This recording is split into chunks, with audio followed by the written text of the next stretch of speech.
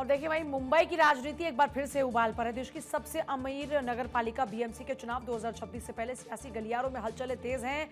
राजनीतिक गठजोड़, बदलते समीकरण और ठाकरे बनाम ठाकरे की बहस ने चुनावी माहौल को पूरी तरीके से गरमा दिया। सबसे बड़ा सवाल यही है कि क्या महायुति गठबंधन 2024 जैसा प्रदर्शन दोहरा पाएगा।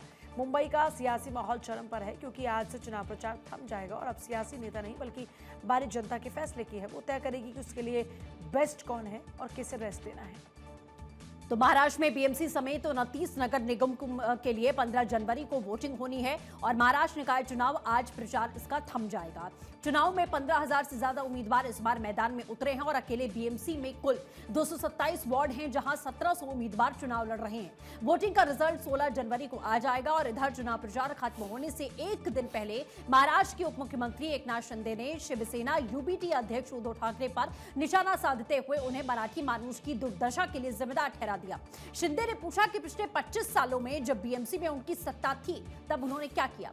आपको बता दें, दो गुटों में बंटने से पहले शिवसेना ने 1997 से 2022 तक बीएमसी पर राज किया। उद्धव और राज ठाकरे जो 20 साल की दूरी के बाद इन चुनावों के लिए एक साथ एक मंच पर आते हैं और मराठी अस्मिता को अपना मुख्य चुनावी मुद्दा बनाते हैं। उद्धव ठाकरे की शिवसेना और राज ठाकरे की एमएनएस ने इस बार चुनाव में कई बार दावा किया कि मराठी मानुष खतरे में है। इस पर सीएम देवेंद्र फडणवीस ने कहा कि मराठी समुदाय का नहीं बल्कि कुछ राजनीतिक ताकतों का अस्तित्व खतरे में आ चुका है। बीएमसी चुनाव से पहले भाषा विवाद को लेकर जमकर राजनीति हुई।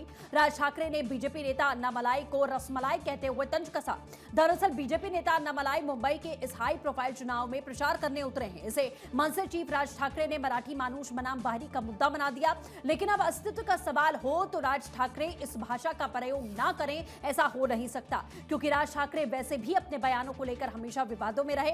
इस बार ठाकरे बंधुओं के वजूद पर सवाल है तो वो गरजेंगे ही। इस बार महाराष्ट्र में बड़ी दिलचस्प चुनावी राजनीति देखने को मिली है। लोकसभा के चुनाव में बने गठबंधन विधानसभा के चुनाव नतीजों के बाद हिलते दिखे तो नगर निकाय चुनावों में सारी हदें टूट गईं। जो दल महायुति में थे वो आपस में फ्रेंडली फाइट लड़ रहे हैं, जो दल अगाड़ी के हिस्से में वो भी दोस्ताना जंग लड़ रहे हैं। सवाल है कि बीएमसी चुनाव में कौन बाजी मारने वाला है और इसके लिए हमारे सहयोगी हमारे साथ में जुड़ेंगे, उनसे हम बातचीत यहां करेंगे।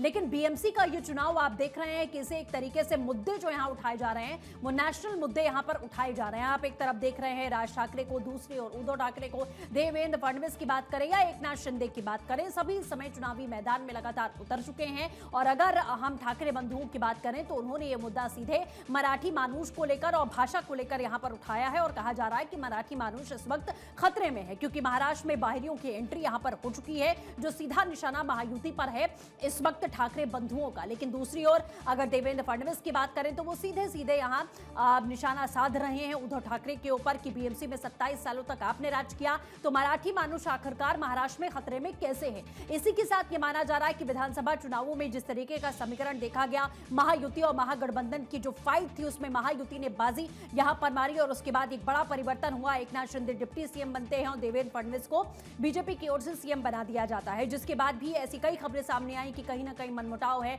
खटास है। लेकिन वो अगर बीएमसी चुनावों में इसकी बात करें तो वो सब कुछ दूर होता हुआ यहां दिखाई दिया। एक तरीके से एक टेस्ट के तौर पर भी इसे देखा जा रहा है कि जनता आखिरकार महायुति की बनी हुई जो सरकार है उसे किस तरीके का समर्थन दे रही है।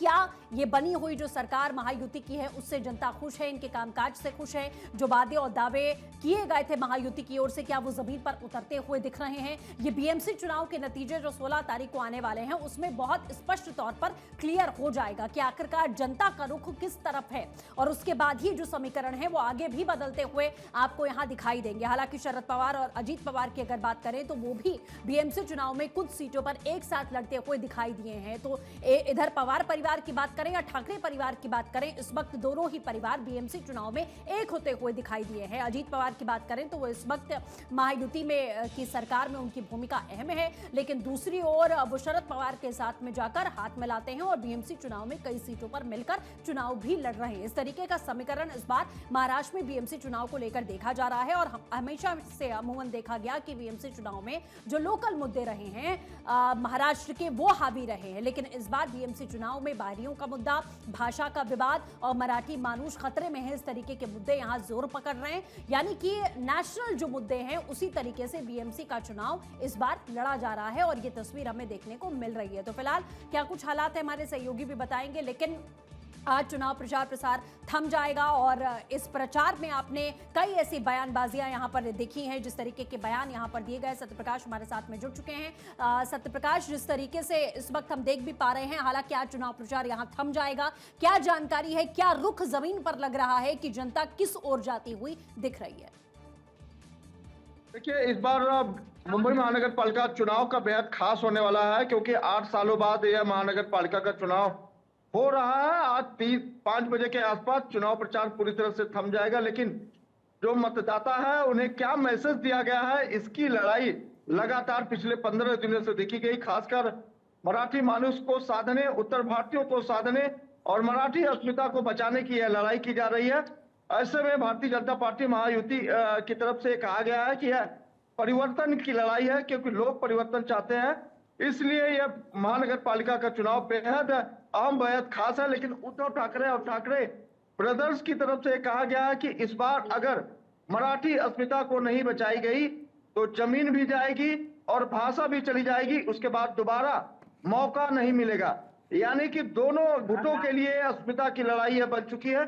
इसलिए इस बार का घमासान बीएमसी चुनाव बेहद ही खास होने वाला है। इसको लेकर लगातार अब जो प्रसार है वो थमने वाला है, लेकिन आज थोड़ी देर बाद जो है खुद महाराष्ट्र के डीसीएम एकनाथ शिंदे अपने तमाम प्रशंसकों के साथ मुंबई के कई इलाकों में रैली करने वाले हैं, जो अब से लेकर 3 बजे तक लगातार चलेगी। मतलब समझिए कि किस तरह से मराठी मानुष को साधने, उत्तर भारतीयों को साधने, बिल्कुल और सत्यप्रकाश, ऐसी अस्मिता को जानकारी आप दे बचाने रहे हैं और कई दलों की देखा जा रहा है साफ तौर पर कि उनकी साख इस बार बीएमसी के चुनाव में दांव पर लगी है। फिलहाल हमारे साथ जुड़ने के लिए बहुत शुक्रिया।